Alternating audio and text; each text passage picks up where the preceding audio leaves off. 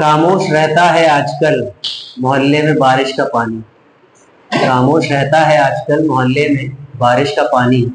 कश्तियां बनाने वाले बच्चे मोबाइल से इश्क कर बैठे हैं।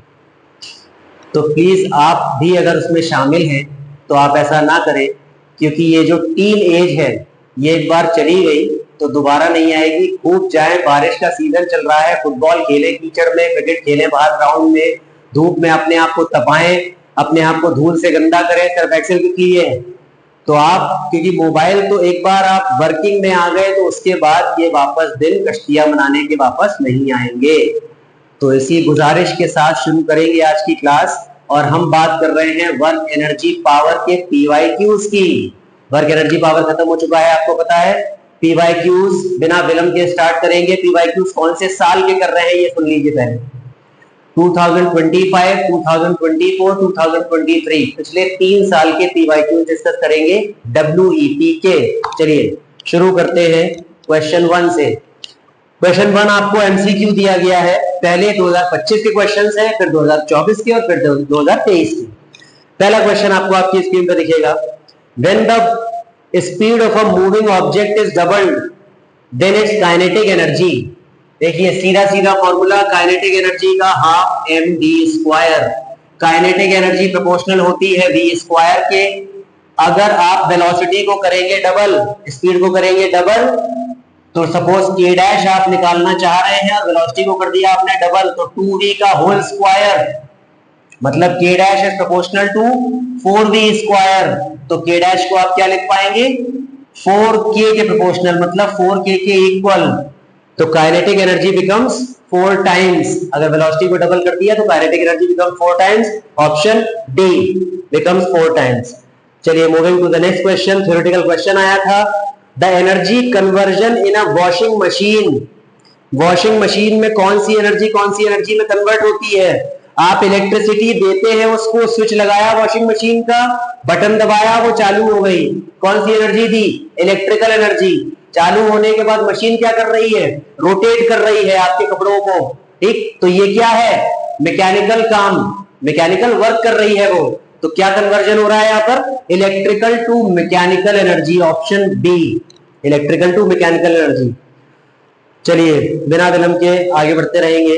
तीसरा क्वेश्चन कह रहा है, what should be the angle between the direction of force and the direction of displacement for work to be negative. हमने जब वर्क का केस पढ़ा था तो उसमें एक हमने दूसरा केस पढ़ा था जिसमें फोर्स और डिस्प्लेसमेंट दोनों होते हैं ऑपोजिट, मतलब 180 डिग्री पर। तब हमारा वर्क डन आया करता था Fs cos थीटा, मतलब Fs cos 180 डिग्री, और cos 180 की वैल्यू कितनी होती है, -1। तो इसलिए हमारा -Fs आता था। देखिए ट्रिग्नोमेट्री में अभी पता नहीं आपने पढ़ा है कि नहीं, मैं आपको बता दूं, cos थीटा की वैल्यू, अगर आपका थीटा जो है वो 90 डिग्री से 180 डिग्री के बीच में लाई किया, मतलब क्या हुआ, ऑब्ट्यूज हुआ। अगर आपका एंगल ऑब्ट्यूज हुआ तो work done will always be negative, क्योंकि cos 90 से ऊपर की, cos 90 से ऊपर से लेकर के 180 तक की वैल्यू सारी होती है नेगेटिव, ठीक बात। तो इसलिए आपका ये आंसर इस तरह से लिखा जाएगा कि if the angle between force and displacement is obtuse, if it lies between 90 degree and 180 degree, then the work done will be negative, ठीक बात। चलिए इसी में जुड़ा हुआ है एक पार्ट बी, और वो ये कह रहा है, name the physical quantity obtained using the formula U by H, U upon H, where U is the potential energy and H is the height। U अगर पोटेंशियल एनर्जी है तो उसको रख दीजिए, तो वो हो जाएगी mgh, और अपॉन डिवाइड कर दीजिए h से। h अगर कैंसिल हो गए तो ये क्या आया, mg, और mg क्या होता है, वेट। mg को आप वेट भी कह सकते हैं या फिर फोर्स भी कह सकते हैं, फोर्स ड्यू टू ग्रेविटी या फिर वेट। तो फिजिकल क्वांटिटी कौन सी आ गई, वेट और फोर्स ड्यू टू ग्रेविटी। दोनों में से आप कुछ भी लिखेंगे पूरे नंबर मिल जाएंगे, कोई दिक्कत नहीं। ये आपको सॉल्व करके दिखाना जरूर पड़ेगा। तो mg आ रहा है, मतलब वेट। चलिए ये था 2 नंबर का क्वेश्चन। बढ़ेंगे आगे, आगे को देखिए, आगे आ गया न्यूमेरिकल एक 2 नंबर का। क्वेश्चन कह रहा है calculate the power spent by a crane while lifting a load of mass 2000 kg। ठीक है, 2000 kg। तो मास आपको जो दिया है वो रखिए, डेटा रखना ना भूले। मास 2000 kg है और वेलोसिटी 1.5 मीटर पर सेकेंड। आपको पावर निकालनी है, ग्रेविटी की वैल्यू भी साथ में दी गई है 10 मीटर पर सेकेंड स्क्वायर। ठीक है बात। चलिए, पावर के कितने फॉर्मूले पढ़े हमने? पावर के फॉर्मूले पढ़े सिर्फ दो। पहला पावर का फॉर्मूला पढ़ा है W/T, work upon time. Time का दूर दूर तक कोई अता पता नहीं है, तो ये फॉर्मूला तो लग नहीं सकता। दूसरा फॉर्मूला कौन सा पढ़ा? दूसरा फॉर्मूला पढ़ा है F into V. T is equals to F into V, force into velocity. आप फोर्स निकाल सकते हैं साइड में, कैसे? mg से। फोर्स अभी हमने देखा क्या होता है, mg। तो आप mg से निकाल लीजिए फोर्स। मास हो गया 2000 और ग्रेविटी हो गई 10, तो फोर्स आ गया 20,000 न्यूटन। इसी फोर्स को आप पुट कर दीजिए यहां पर, तो पावर आ रही है 20,000 और इंटू वेलोसिटी कितनी है 1.5। ठीक है बात। एक जीरो मर्ज हो गया डेसिमल में, और 50 टू 30 और उसके बाद 3 जीरोस, तो 30,000 वॉट की पावर आ गई। तो क्रेन इतनी पावर जनरेट कर रहा होगा। यहां पर बड़ा आसान सा है। F is equal P is equal to F into V. Formula बहुत बच्चे भूल जाते हैं, इस बात को ध्यान रखिएगा बहुत अच्छे से। फोर्स निकाला और वेलोसिटी आपको दी गई है, तो P इक्वल्स F से you will get the answer. ये है ये वाला क्वेश्चन। आगे बढ़ते हैं नेक्स्ट क्वेश्चन की तरफ। नेक्स्ट क्वेश्चन भी एक न्यूमेरिकल है, उसको समझेंगे हम। A car of mass 120 kg। Data note करते जाइए साथ साथ में, अगर आप सॉल्व कर रहे हैं तो। न्यूमेरिकल सॉल्व करने के तरीके मैं आपको कई बार बता चुका हूं। पहले गिवन डेटा नोट करें, उसके बाद करिए जो भी करना है। तो mass is 120 kg, is moving at a speed 18 kilometre per hour. तो ये हो गई initial speed 18 kilometre per our. तुरंत इसको कन्वर्ट करें, 5/18 से मल्टीप्लाई कर देंगे तो ये मीटर पर सेकंड में कन्वर्ट हो जाएगा। तो it is coming 5 metre per second. फिर क्या कह रहा है? And it accelerates to attain a speed of 54 kilometre per hour. तो ये हो गई final velocity 54 kilometre per hour का मतलब 54 इंटू 5/18, 18 3 जा, तो ये आ गया 15 मीटर पर सेकेंड। ये हो गई फाइनल वेलोसिटी इन 5 सेकेंड्स। टाइम आपको दे दिया गया है 5 सेकेंड्स का।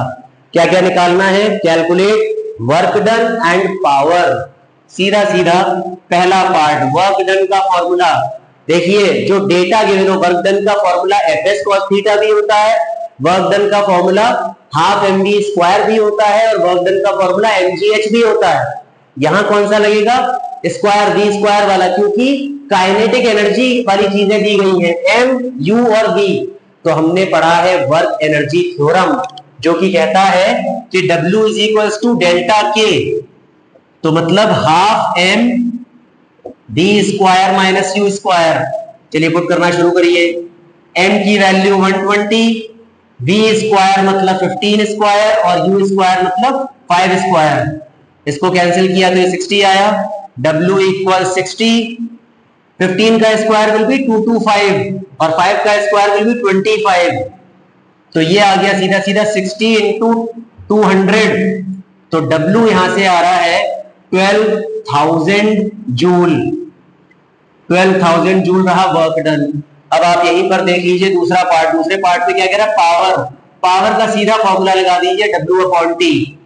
W आ गया है आपका 12,000 और टाइम दिया गया है 5 सेकेंड्स का। ठीक, 5 से कैंसिल आउट कर लीजिए तो 2 और 4 00। तो पावर आ गई यहां से आपकी 2400 वॉट। ये था मतलब। ठीक, ये हो गई पावर और वो हो गया वर्क। बड़े आसान आसान से न्यूमेरिकल्स आए हैं सीधे सीधे, किसी में कोई प्रॉब्लम नहीं आ रही होगी एज सच।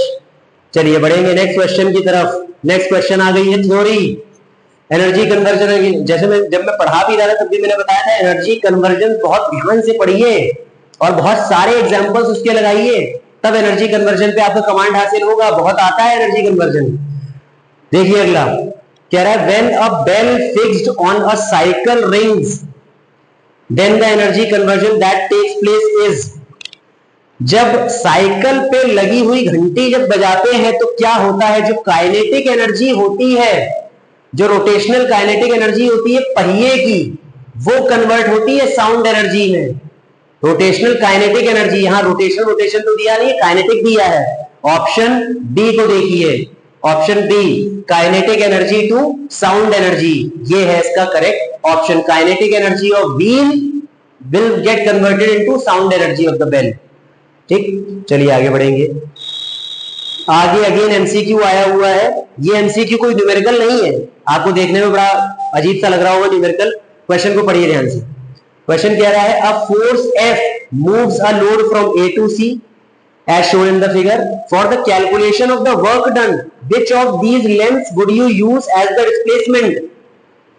वर्क डन हमको जब निकालना होता है तो आप कौन सी लेंथ को यूज करेंगे? ठीक है, A to C ले जा रहे हैं, वर्क डन निकालने की you use as the displacement. देखिए आप जब वर्क डन निकालते हैं, ठीक है बात, वर्क डन इसमें दो केसेस हैं। सीधा सीधा जब आप डिस्प्लेसमेंट, जब आप सीधा सीधा अगर अगेंस्ट द ग्रेविटी पूछा जा रहा है तो आप लगाते हैं mgh, और अगर work done by the force पूछा जा रहा है तो आप लगाते हैं fs cos थीटा। तो यहां पर fs cos थीटा जब लगाएंगे आप, तो जो डिस्प्लेसमेंट लिया जाना है वो कौन सा लिया जाना है? जो इंक्लाइंड प्लेन होगा। इंक्लाइंड प्लेन मतलब 5 मीटर वाला। तो 5 मीटर वाला जो इंक्लाइंड प्लेन है दैट विल बी टेकन। और अगर इसमें क्लियरली लिखा होता क्वेश्चन में work done against the gravity निकालने के लिए कौन सी लेंथ यूज करेंगे, तो उसके लिए mgh यूज करते हैं। तो हाइट कौन सी हो जाएगी? जो हाइट दी गई है 3 मीटर। ठीक, लेकिन work done against the gravity नहीं लिखा हुआ है इसमें। चलिए आगे बढ़ेंगे।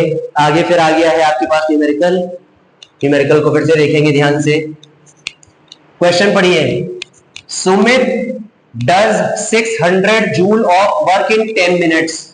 सुमित जो है वो 600 जूल का वर्क कर रहा है 10 मिनट्स में। एंड अमित डज, तो पहले सुमित की कहानी लिख ली जाए अलग से। तो सुमित वर्क कर रहा है 600 जूल का कितने टाइम में? 10 मिनट्स में। और अमित का केस ये है कि वो वर्क कर रहा है 300 जूल का कितने टाइम में? 20 मिनट्स में।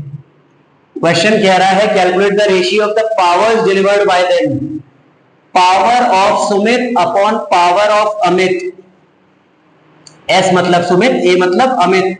पावर का फॉर्मूला क्या होता है? Work done upon time. तो इसको WS/TS लिखें, इसको WA/TA लिखें। तो WS upon TS upon WA upon TA। ये जब ऊपर जाएंगी चीजें तो ये कन्वर्ट हो जाएगा WS अपॉन WA अलग हो गया, और इनटू TA अपॉन TS अलग हो गया। सारी वैल्यूज पुट कर दीजिए। एक चीज में बड़ा ध्यान से दिला दूं, आपको ध्यान दिला दूं, यूनिट कन्वर्जन की जरूरत नहीं है, क्योंकि जब आप रेशियो निकाल रहे होते हैं तो मिनट कट जाएंगे या सेकंड कट जाएंगे। तो रेशियो निकालते वक्त यूनिट कन्वर्जन की जरूरत नहीं है। अगर अलग से पावर कैलकुलेट करनी होती किसी भी की, सुमित की या अमित की, तो आप जरूर टाइम को चेंज करते हैं यूनिट को। तो WS 600, WA 300, TA 20 minutes, TS 10 minutes. ये पूरा 2 टाइम्स चला गया और ये भी 2 टाइम्स। तो सीधा आ रहा है 4/1। तो PS is to PA will be equal to 4:1। ये रहा आपका answer Sumit is to Amit का। ठीक, 4:1 में पावर डिलीवर की जाएंगी। बढ़ते हैं आगे। आगे देखिए, अब मार्बल का क्वेश्चन आ गया है और बड़ा भयानक सा डायग्राम बना के दे दिया है यहां पर। इस डायग्राम को समझ ले पहले। और क्वेश्चन बहुत सिंपल सा है, इसमें कुछ न्यूमेरिकल नहीं है, कुछ सॉल्व कुछ नहीं करना है। देखिए हो क्या रहा है, डायग्राम आपको दिख रहा होगा, ठीक है। 2 identical marbles A and B are rolled down along path 1 and 2 respectively. Path 1 is frictionless and path 2 is rough. जो frictionless होता है उस पर बॉडी थोड़ा सा जल्दी स्लाइड करेगी, क्योंकि फ्रिक्शन उसको रोकने के लिए नहीं है, ऑब्स्ट्रक्शन लगाने के लिए नहीं है। और पाथ 2 क्या है, रफ है, तो वहां पर लगेगा फ्रिक्शन, तो वहां स्पीड थोड़ी सी कम होगी। तो पहले पार्ट में कह रहा है which marble will surely reach the next peak. तो जो फ्रिक्शन लेस है पाथ 1, वो जब आप गिराएंगे तो बहुत तेज वेलोसिटी से जाएगा, तो उसकी पूरी गारंटी है कि वो दूसरे एंड तक पहुंच जाएगा। वो यहां से जाकर के पूरे दूसरे एंड तक पहुंच जाने की पाथ 1 में गारंटी है, क्योंकि ये फ्रिक्शन लेस है। दूसरे पाथ में कोई गारंटी नहीं, क्योंकि वहां फ्रिक्शन लग रहा है, कितना लग रहा है कुछ पता नहीं, तो उसके बारे में कुछ श्योरली कहा नहीं जा सकता। तो इसका आंसर हुआ पाथ 1, और रीजन क्या हुआ, because it is friction less, so the marble will move with more kinetic energy. अब बात पॉइंट बी की करें, along which path the mechanical energy will B conserved. जब यहां से यहां देखिए, फ्रिक्शन लेस वाली चीज में तो मैकेनिकल एनर्जी कंजर्व रहेगी, ऊपर से नीचे आने में पोटेंशियल कन्वर्ट होती है काइनेटिक में। पाथ 1 में फ्रिक्शन तो कुछ लग नहीं रहा, तो सिर्फ पोटेंशियल से काइनेटिक, काइनेटिक से पोटेंशियल कन्वर्जन होगा, तो mechanical energy will B conserved. Path 2 की अगर बात कर लें, तो यहां पोटेंशियल जो है वो कन्वर्ट होगी दो चीजों में, एक तो काइनेटिक और प्लस दूसरी हीट एनर्जी के फॉर्म में, ठीक है, क्योंकि फ्रिक्शन क्या डेवलप करता है, हीट। लेकिन मैकेनिकल एनर्जी तब भी कंजर्व्ड रहेगी, ये एंटायर जो इसका सम होगा वो उसी पोटेंशियल एनर्जी के बराबर रहेगा। तो चाहे एनर्जी लॉस हो रहा हो फ्रिक्शन की वजह से, तो वो लॉस भी किसमें कन्वर्ट हो रहा है, हीट में। तो आपका जैसे कि हमने पढ़ा है कि मोटी principle of conservation of energy, मोटी मोटी बात ये है उसकी कि entire energy of the universe remains conserved, सीधी सीधी बात है। तो चाहे पाथ 1 हो चाहे path 2, mechanical energy will remain conserved in both the paths. तो उसका आंसर जो है वो इसमें आप ये लिखेंगे, इन both paths, path 1 and path 2 mechanical energy will B conserved. और पार्ट सी जो है उसमें भी यही लिखना है, कह रहा है along which path is the law of conservation of energy obeyed. दोनों पाथ में law of conservation of energy obey हो रहा है। इसमें पोटेंशियल से काइनेटिक पूरी कन्वर्ट हो रही है, और इसमें पोटेंशियल से काइनेटिक प्लस हीट कन्वर्ट हो रही है, लेकिन कुछ भी ऐसा नहीं है कि यूनिवर्स से लॉस्ट हो गया, भले ही थोड़ी काइनेटिक कन्वर्ट हो थोड़ी हीट, लेकिन रहेगी ओवरऑल सम कंजर्व्ड ही। तो बी और सी का सेम आंसर है, in both paths, path 1 and path 2 energy will remain conserved and law of conservation of energy will be obeyed. ठीक, ये बात है इसकी। चलिए आगे बढ़ेंगे, हम पहुंच चुके हैं कुछ सेकंड लास्ट क्वेश्चन की तरफ, और ये लगभग न्यूमेरिकल है, इसको समझे बहुत ध्यान से। क्वेश्चन आपको आपकी स्क्रीन पे दिखेगा।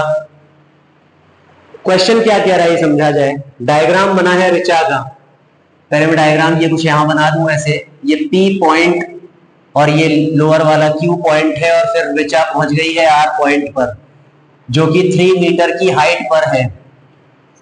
ठीक बात, PQR, और ये ऑफ कोर्स Q जो पॉइंट है वो ग्राउंड पे है। सब कुछ आपको डायग्राम में क्लियरली दिख रहा होगा।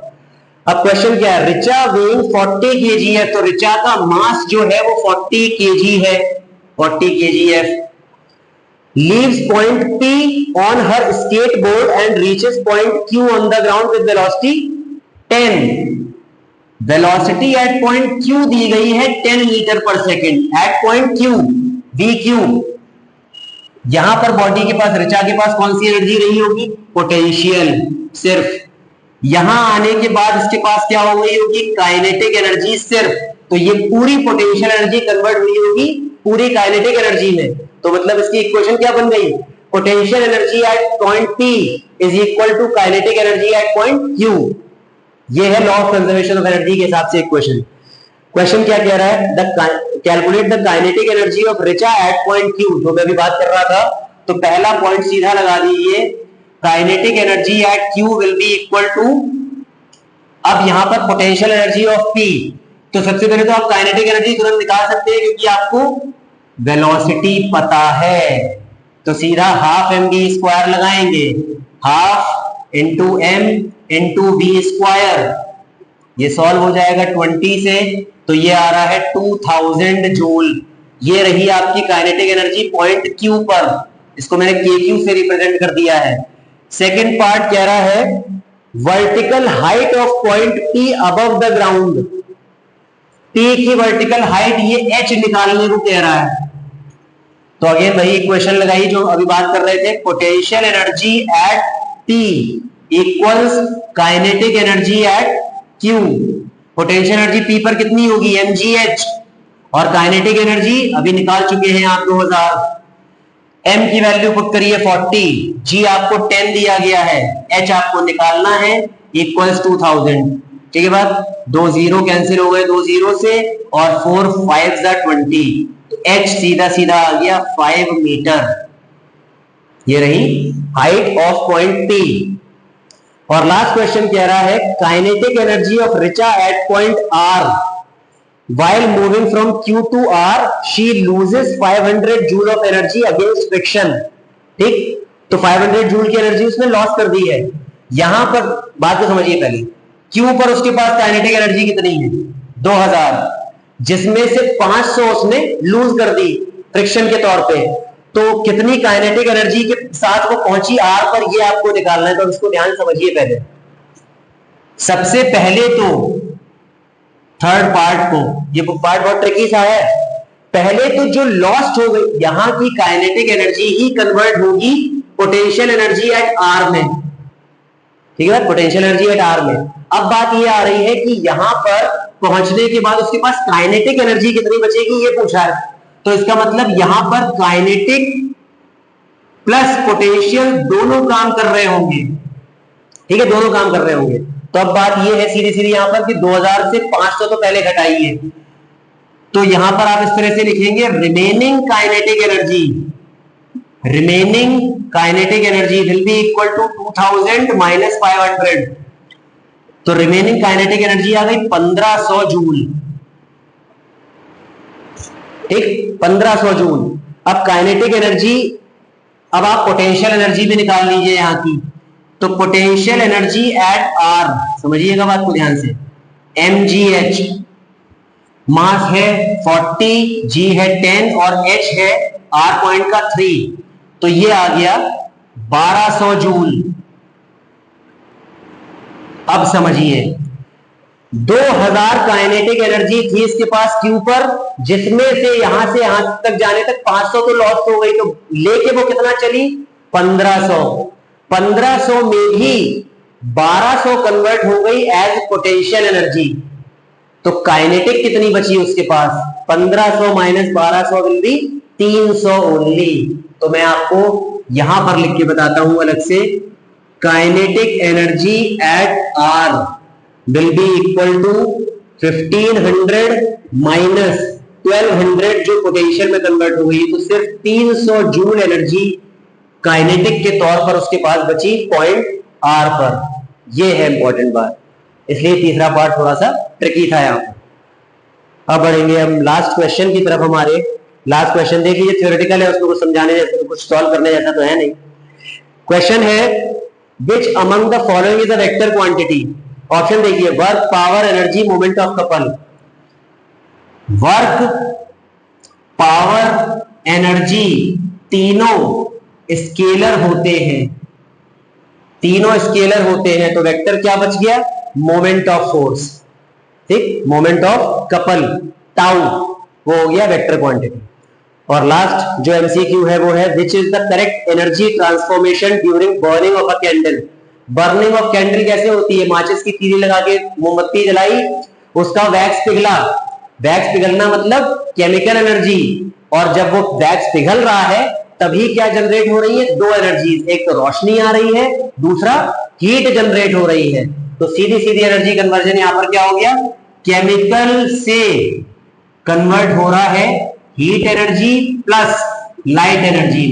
तो ये ऑप्शन जो भी हो वो टिक कर दीजिए, ऑप्शन सी। तो सी ऑप्शन आप यहां पर टिक करके आगे बढ़ जाएंगे। ये थी कहानी WEP के PYQs की। ये हमने 3 साल के PYQs कर लिए। यहां पर एंटायरली WEP सही से खत्म हो चुका है। अब आपके जो भी डाउट्स हो वो आप आराम से बता सकते हैं। और हम आगे बढ़ चुके हैं, हम रिफ्रैक्शन ऑफ लाइट का लेक्चर आपको दिख गया होगा चैनल पे, या फिर दिख जाएगा जल्दी। तो रिफ्रैक्शन ऑफ लाइट हम पढ़ चुके हैं। मशीन्स हम करेंगे लेटर ऑन, ठीक, तो हम refraction of light at plane surfaces से अपनी कहानी अब आगे रिज्यूम कर रहे हैं। मशीन मैंने ध्यान दिला दूं स्किप किया है, उसको हम करेंगे लेटर ऑन। ठीक, चलिए ध्यान रखिए अपना, खुश रहिए, और जो मैंने सबसे पहले बात की थी उसका जरूर ध्यान रखिए। Okay, good day, all the best.